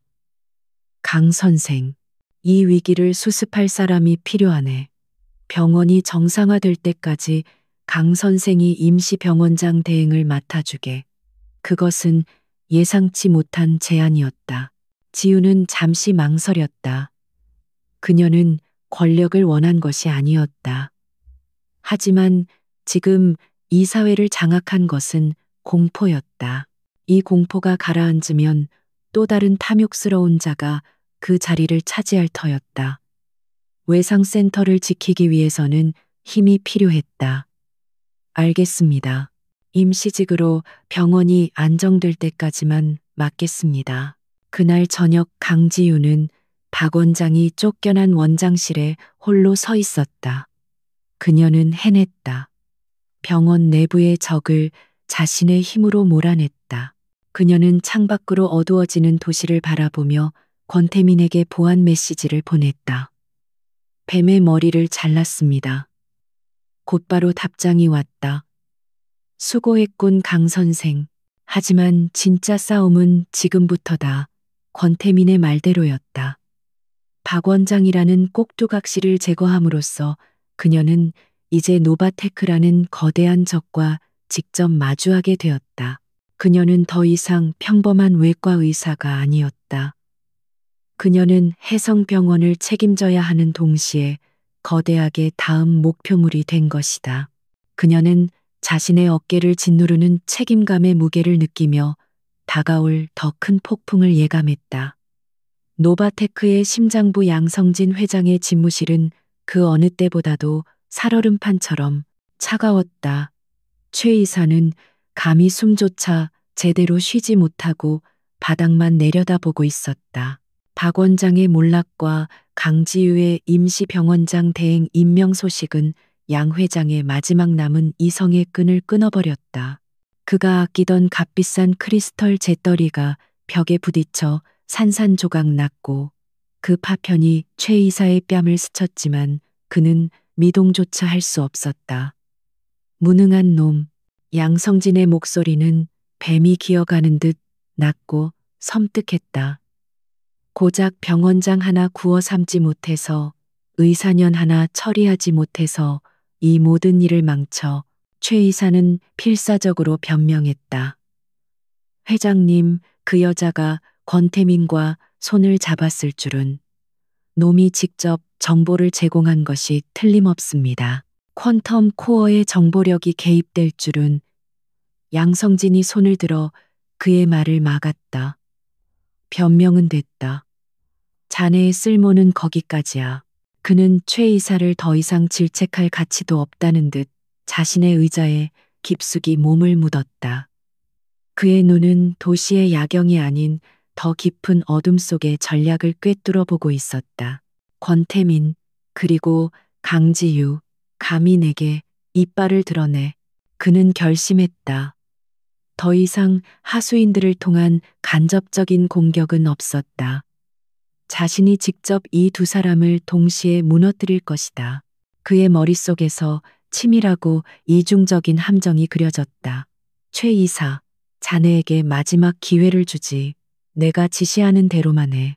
양성진은 인터컴을 눌러 자신의 직속 사이버 보안팀, 팀 제로의 리더를 호출했다. 노바테크가 막대한 자금을 들여 비밀리에 육성한 국가급 해커 집단이었다. 잠시 후 창백한 얼굴의 남자가 방으로 들어왔다. 양성진은 그에게 명령했다.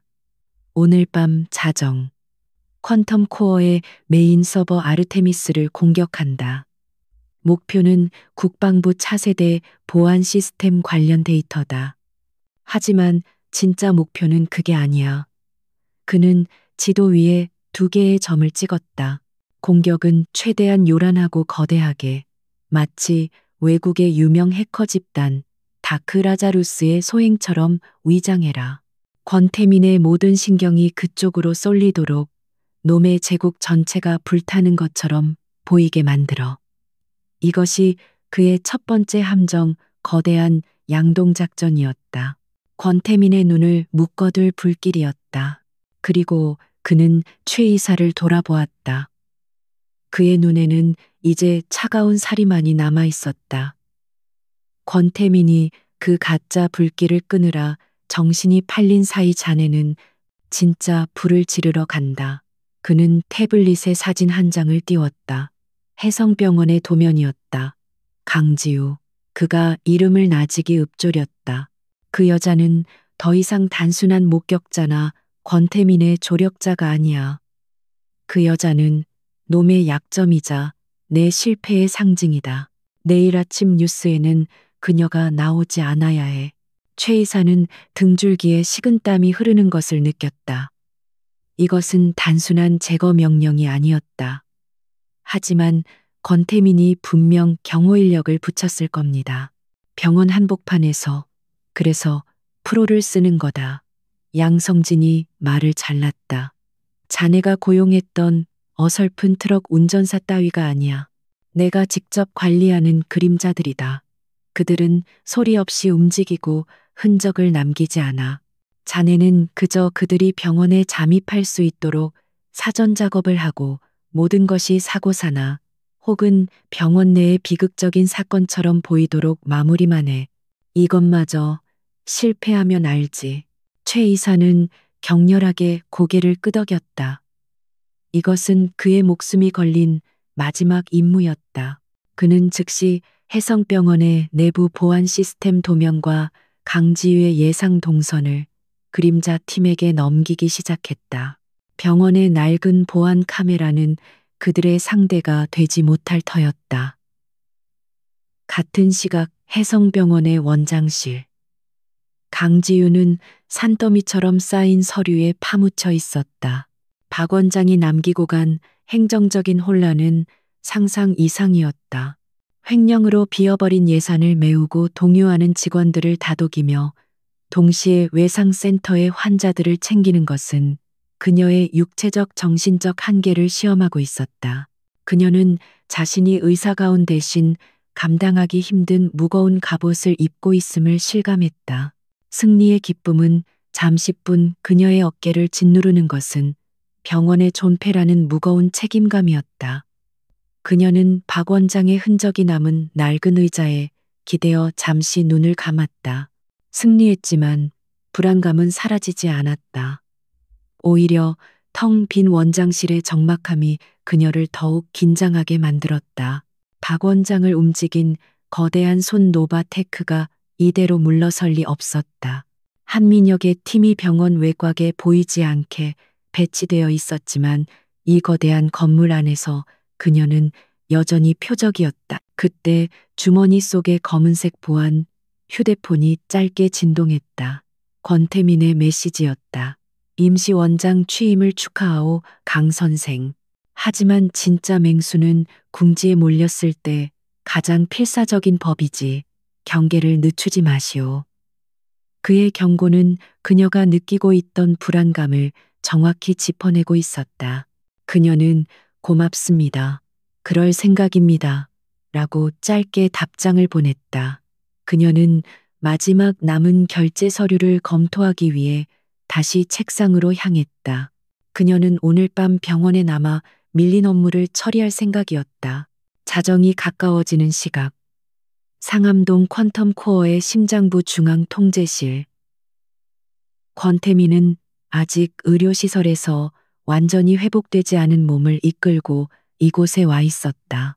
한민혁은 그의 곁을 지키며 걱정스러운 표정을 지었다. 대표님, 아직은 무리십니다.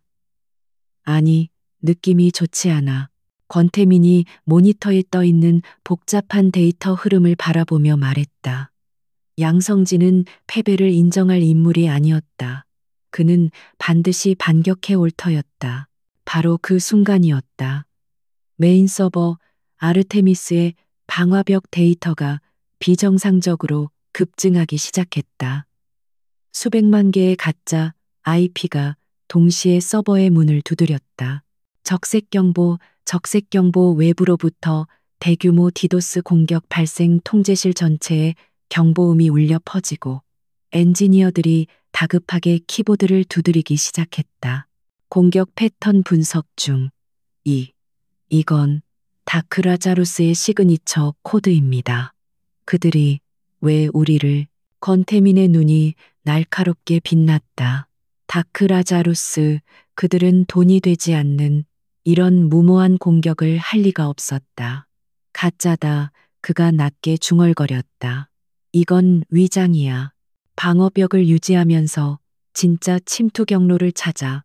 내 놈들은 이 소란 뒤에 무언가를 숨기고 있어. 그는 즉시 강지유에게 연락하려 했지만 이미 통제실 전체가 사이버 전쟁터로 변해버린 후였다. 그의 모든 자원과 집중력이 이 거대한 가짜 불길을 잡는 데 투입되어야 했다. 양성진의 첫 번째 함정은 성공적으로 작동하기 시작했다. 그리고 같은 시각 해성병원. 강지우는 마지막 서류에서 펜을 떼고 지친 숨을 내쉬었다. 그녀는 잠시 눈을 붙이기 위해 원장실 소파로 향했다. 병원의 복도는 깊은 밤의 정적에 잠겨 있었다. 하지만 그 정적 속에서 세 명의 검은 그림자가 환기구를 통해 병원 내부로 소리 없이 잠입하고 있었다. 그들은 노바테크의 최정예 그림자 팀이었다. 그들의 목표는 단 하나 4층 원장실에 있는 강지유의 제거였다. 병원 전체의 전력이 미세하게 깜빡였다. 멀리 퀀텀 코어에서 시작된 사이버 공격의 여파처럼 보였지만 실은 그림자 팀이 병원 보안 시스템의 일부를 마비시키기 시작했다는 신호였다. 다가오는 죽음의 발소리를 병원 안에 그 누구도 눈치채지 못하고 있었다. 퀀텀 코어의 중앙 통제실은 그야말로 전쟁터였다. 수십 명의 최고 엘리트 엔지니어들이 쏟아지는 다크라자루스의 가짜 공격 코드를 막아내기 위해 사투를 벌이고 있었다. 권태민은 창백한 얼굴로 메인 스크린을 응시했다. 그의 뇌는 수술의 고통을 잊은 채 초고속으로 데이터를 분석하고 있었다. 공격은 거대했지만 무질서했다. 마치 우리가 여기 있다고 광고하는 것 같았다. 이것은 정교한 기술 탈취가 아니라 시선을 끌기 위한 방어였다. 양동작전이다. 그가 낮게 읊조렸다. 한 팀장 강 선생은 그가 한민혁의 비상 채널로 연결을 시도하는 바로 그 순간 해성병원의 전력이 완전히 꺼졌다. 비상 전력이 켜지기까지 약 10초간의 절대적인 암흑. 원장실에 있던 강지우는 그 짧은 순간 본능적으로 몸을 날려 책상 밑으로 숨었다. 그녀의 의사로서의 본능이 아니라 생존자로서의 직감이 소리치고 있었다. 병원의 비상 전력은 최우선적으로 중환자실과 수술실에 공급된다. 원장실 같은 행정구역은 순위가 밀린다. 이 정전은 자연스러운 것이 아니었다. 희미한 비상등이 켜졌을 때 그녀는 책상 밑에서 숨을 죽였다. 원장실 문이 소리 없이 열리는 것이 느껴졌다. 발소리가 아니었다.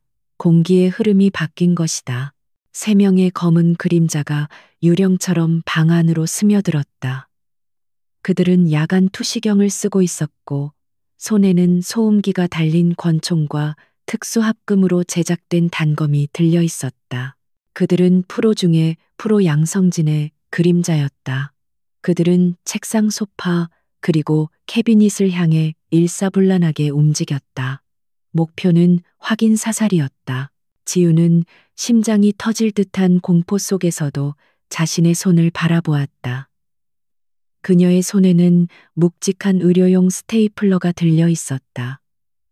무기가 될 수 없었다. 그녀는 책상 밑 가장 어두운 구석으로 몸을 움츠렸다. 한 명의 그림자가 책상 쪽으로 다가왔다. 그가 몸을 숙여 책상 밑을 확인하려는 순간 지우는 스테이플러를 그의 얼굴이 아닌 책상 다리 옆에 있던 멀티탭 전원 버튼을 향해 힘껏 내리쳤다. 탁 하는 소리와 함께 전원이 연결되어 있던 스탠드형 공기청정기가 요란한 소리를 내며 쓰러졌다. 그림자들의 시선이 순간적으로 그쪽으로 쏠렸다. 그 0.5초의 틈. 지우는 책상 밑에서 굴러나와 문을 향해 전력 질주했다. 침입자다 4층 원장실. 그녀는 자신의 목소리가 그렇게 크게 울릴 수 있다는 것에 스스로 놀랐다. 그림자 중 하나가 반사적으로 그녀를 향해 소음총을 발사했다. 퍽! 총알이 그녀가 방금 전까지 있던 문틀에 밝혔다. 그녀는 복도로 뛰쳐나갔다. 칠흑 같은 비상등마저 드문드문 켜져 있어 이곳은 거대한 미로와도 같았다. 젠장 퀀텀 코어 통제실. 권태민은 해성병원의 네트워크가 완전히 두절된 것을 확인했다. 병원의 모든 보안 카메라와 통신망이 마비되었다. 한 팀장 당장 병원으로 진입해 모든 팀을 투입해 그는 엔지니어들에게 소리쳤다. 이 공격 당장 역추적해 놈들의 진짜 목적지는 병원이었어. 다크라자루스는 가짜야. 이 공격의 근원지를 찾아내. 양성진 그놈이 직접 연결되어 있을 거다. 그의 모든 신경이 강지우의 생존과 적의 실체를 밝히는 2가지 목표에 집중되었다. 지우는 미친 듯이 달렸다. 그녀는 이 병원의 구조를 손바닥 보듯 알고 있었다. 그녀는 엘리베이터가 아닌 중앙 계단으로 향했다. 아니, 그보다 더 안전한 곳. 그녀는 방향을 틀어 수술실이 모여 있는 3층으로 향했다. 그곳은 24시간 비상 전력이 공급되며 그녀가 활용할 수 있는 무기들이 가장 많은 곳이었다.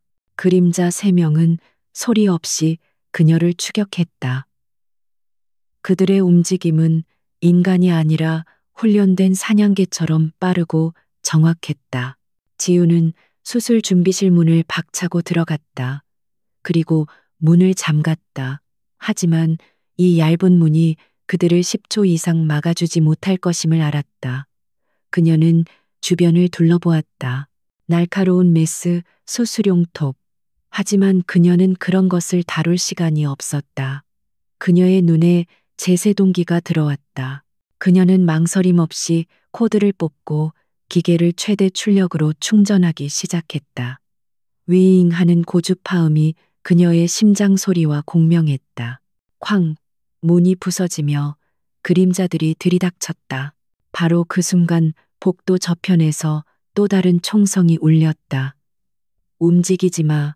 한민혁의 목소리였다. 그와 그의 팀원들이 마침내 도착한 것이다. 수술 준비실로 진입하려던 그림자 2명이 즉시 방향을 틀어 한민혁의 팀과 교전에 들어갔다. 복도는 순식간에 섬광과 총성으로 가득 찼다. 하지만 그림자 1명은 임무를 포기하지 않았다. 그는 총알이 빗발치는 복도를 무시하고 오직 지우만을 목표로 방 안으로 굴러 들어왔다. 그는 지우를 향해 단검을 들고 돌진했다. 지우는 물러서지 않았다. 그녀는 충전이 완료된 제세동기 패들 2개를 양손에 쥐고 그를 마주 보았다. 꺼져. 그녀는 소리치며 단검을 휘두르는 그의 가슴팍에 2개의 패드를 그대로 찍어 눌렀다. 그리고 방전 버튼을 눌렀다. 펑 하는 스파크와 함께 300줄의 전류가 남자의 몸을 관통했다. 남자는 비명조차 지르지 못하고 온몸을 격렬하게 경련하며 바닥에 쓰러졌다. 타는 냄새가 진동했다. 지우는 거친 숨을 몰아쉬며 연기가 피어오르는 패드를 떨어뜨렸다. 같은 시각 퀀텀 코어. 권태민은 드디어 적의 진짜 꼬리를 잡았다. 다크 라자루스로 위장한 공격의 배후에는 노바테크의 팀 제로가 있었다. 그들은 퀀텀 코어의 방화벽을 뚫는데 실패한 것이 아니었다. 그들은 자신들의 공격을 방어하는 퀀텀 코어의 시스템 내부에 몰래 증거를 심고 있었다. 권태민이 다크라자루스의 공격을 막아내는 로그 데이터처럼 위장하여 마치 퀀텀 코어가 국방부 데이터를 탈취한 것처럼 조작된 데이터를 심으려 한 것이다. 이중 함정이었군. 권태민이 차갑게 웃었다. 강지유를 암살하는 동시에 자신에게는 사이버 테러리스트라는 누명을 씌워 한꺼번에 제거하려 한 양성진의 거대하고 치밀한 계략이었다. 하지만 네가 실수한 게 있어, 양성진. 여긴 내 영역이야. 권태민의 손가락이 키보드 위에서 춤을 췄다. 그는 팀제로가 심으려던 가짜 데이터를 역이용했다. 그는 그 데이터를 통로 삼아 노바테크의 서버로 역침투했다. 팀제로가 자신들의 흔적을 지우기도 전에 권태민은 그들의 서버를 장악했다. 그리고 그 안에서 그는 모든 것을 발견했다. 팀제로와 양성진이 직접 나눈 대화 기록, 강지우 제거를 지시하는 음성 파일, 그림자 팀의 투입 경로, 그리고 권태민 자신에게 누명을 씌우기 위한 모든 계획서까지. 완벽한 증거 빼도 박도 못할 스모킹건이었다. 게임 끝났어. 권태민이 이어피스를 눌렀다. 한 팀장, 상황 종료. 그림자들은 생포해. 증인으로 세워야 하니까. 수술 준비실. 한민혁은 마지막 그림자를 제압하고 수갑을 채웠다. 그는 제세동기 옆에 주저앉아 떨고 있는 지우에게 다가갔다. 그녀의 손은 피가 아니라 전도성 젤로 범벅이 되어 있었다. 괜찮으십니까? 강. 원장님. 지우는 고개를 들었다. 그녀의 눈에는 공포가 아닌 죽음의 문턱에서 또다시 살아남은 자의 형령한 분노가 서려 있었다. 괜찮아요. 그녀가 일어섰다. 이제 반격할 시간이죠. 그녀는 자신이 더 이상 의사이기만 한 것이 아님을, 이 거대한 싸움의 중심에 선 플레이어임을 깨달았다. 두 개의 전장에서 벌어진 격렬한 싸움은 그렇게 막을 내리고 있었다. 해성병원의 수술 준비실은 처절한 사투의 흔적을 고스란히 드러내고 있었다.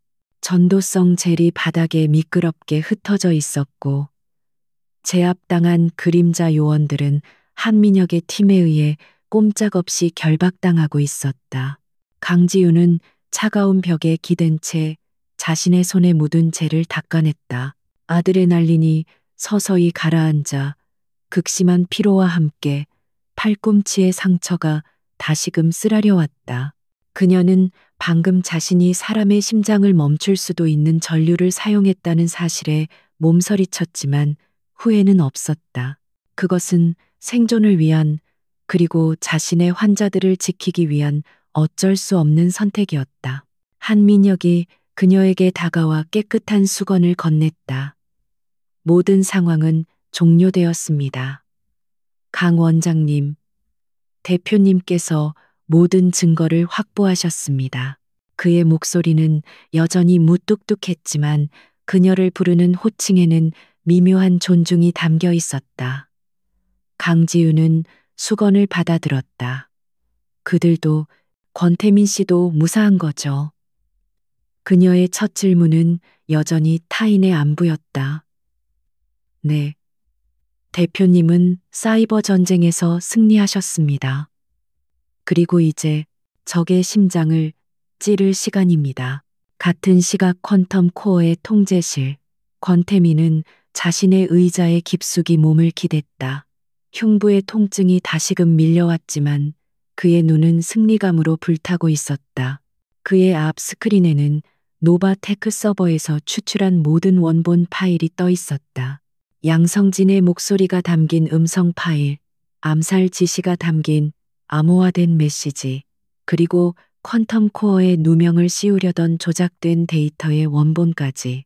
이것은 그 어떤 변호사도 뒤집을 수 없는 완벽한 증거였다. 그는 곧바로 대검찰청 특수수사부, 그가 유일하게 신뢰하는 라인에 이 모든 자료를 전송했다. 권태민입니다. 지금 보내드린 자료, 대한민국 사법 시스템의 명운을 걸고 확인해 주십시오. 그의 목소리는 차가웠다. 전화를 받은 검찰총장은 퀀텀 코어의 CEO가 직접 보낸 자료의 무게에 즉시 비상 대기 중이던 특수검사팀과 경찰 특공대를 소집했다. 증거는 차고 넘쳤다. 살인교사 불법 해킹 및 국가 안보 위협, 그리고 천문학적인 규모의 비자금 조성 혐의까지. 동이 트기도 전에 대한민국 사법기관의 칼날이 노바테크의 심장부를 향해 겨눠졌다. 새벽 5시 양성진은 자신의 집무실에서 초조하게 소식을 기다리고 있었다. 강지우의 제거 소식, 그리고 퀀텀 코어가 사이버 테러 혐의로 압수수색을 당했다는 뉴스를 기다렸다. 하지만 그가 받은 것은 그의 비서가 전한 다급한 외침이었다. 회장님, 지금 검찰 특수부와 경찰 특공대가 로비로 진입하고 있습니다. 쾅 집무실 문이 거칠게 열리고 검사와 무장한 특공대원들이 쏟아져 들어왔다. 양성진 씨 살인교사 및 국가보안법 위반 혐의로 긴급 체포합니다. 양성진의 오만한 얼굴이 경악으로 일그러졌다. 내 놈들이 감히, 내가 누군 줄 알고 당장 내 변호사 불러. 그가 발악했지만 검사가 내민 태블릿 화면에 그의 목소리가 흘러나오자 그는 얼어붙었다. 그 여자 당장 처리해. 내일 해가 뜨기 전에. 자신의 목소리였다. 이건 조작이야. 권태민, 그놈이. 그의 발악은 수갑이 채워지는 소리에 묻혔다. 그의 제국이 무너지는 순간이었다. 같은 시각 최 이사 역시 자신의 저택에서 비참하게 체포되었다. 그는 모든 것을 체념한 듯 순순히 수갑을 받았다. 몇 주가 흘렀다. 해성병원은 거대한 변화의 소용돌이를 겪었다. 박 원장을 비롯한 부패한 이사진은 모두 사법 처리되었고 병원은 새로운 이사회에 의해 재편되었다. 강지우는 임시원장 대행직을 내려놓으려 했지만 병원 직원들의 압도적인 지지와 이사회의 만장일치로 정식 병원장으로 추대되었다. 그녀는 더 이상 수술복만 입는 외과 의사가 아니었다. 병원의 미래를 책임지는 리더가 되었다. 그녀는 가장 먼저 외상센터를 최우선으로 재건하기 시작했다. 권태민이 약속했던 의료 장비들이 도착했다. 기부라는 형식이 아니었다. 권태민은 자신의 사재를 출연해 퀀텀 생명의료재단이라는 공익재단을 설립했고 해성병원은 그 재단의 첫 번째 공식 파트너 병원이 되었다. 낡고 퀴퀴했던 병원은 최첨단 AI 진단 시스템과 로봇 수술 장비를 갖춘 국내 최고의 외상센터로 탈바꿈하기 시작했다. 병원 로비에는 더 이상 절망이 아닌 희망의 기운이 감돌았다. 어느 맑은 가을날 오후 강지우는 새로 단장된 병원 옥상 정원에서 잠시 숨을 돌리고 있었다. 그녀의 어깨는 여전히 무거웠지만 그녀의 눈빛은 그 어느 때보다 단단하고 평화로워 보였다. 그때 익숙하지만 이제는 위협적이지 않은 발소리가 들렸다. 그녀가 돌아보자 완벽하게 회복한 권태민이 깔끔한 슈트 차림으로 서 있었다. 그는 더 이상 환자가 아니었다. 병원, 몰라보게 달라졌군, 강 원장. 그가 부드러운 미소와 함께 말했다. 지유도 희미하게 웃었다. 이 모든 게 권 대표님 덕분입니다. 아니, 재단 이사장님이라고 불러야 하나요? 그녀는 그의 호칭을 정정했다. 그는 그녀에게 다가와 유리난간 너머로 활기차게 돌아가는 병원의 모습을 함께 내려다보았다. 아니, 이건 강 선생이 당신의 용기로 얻어낸 거야. 난 그저 내 목숨값에 대한 이자를 조금 냈을 뿐이지. 그의 목소리에는 깊은 존경심이 담겨 있었다. 어젯밤의 폭우 속에서 시작된 인연이 두 사람의 삶을 송두리째 바꿔놓았다. 두 사람은 한동안 말없이 도시의 풍경을 바라보았다. 더 이상 암살 위협도 내부의 적도 없었다. 양성진과 노바테크는 법의 심판을 기다리고 있었고 퀀텀 코어는 더욱 견고해졌다. 이제 뭘 할 생각이지? 강 선생 권태민이 물었다. 난 의사입니다. 이사장님, 지우가 단호하게 대답했다. 내 자리는 저 아래 수술실과 응급실입니다. 이 병원이 다시는 돈 때문에 생명을 포기하는 일이 없도록 그렇게 만들 겁니다. 당신은요? 권태민은 하늘을 올려다 보았다. 나도 내 일을 해야지. 기술이 사람을 해치는 도구가 아니라 당신처럼 사람을 살리는 도구가 되도록. 그는 지유를 돌아보았다. 우리가 가는 길은 다르지만 어쩌면 같은 곳을 향하고 있는지도 모르겠군. 지유는 그의 말에 동의하며 고개를 끄덕였다. 그들의 시선이 허공에서 마주쳤다. 그 눈빛 속에는 사랑이나 연민이 아닌 생사의 기로를 함께 헤쳐나온 동료애와 서로의 신념에 대한 깊은 존중이 담겨 있었다. 위험과 죽음의 문턱에서 시작된 만남은 그렇게 정의의 실현과 새로운 희망의 시작으로 이어지고 있었다. 강지우는 다시 자신의 전장으로, 권태민은 자신의 제국으로 돌아갈 것이다. 하지만 그들은 알았다.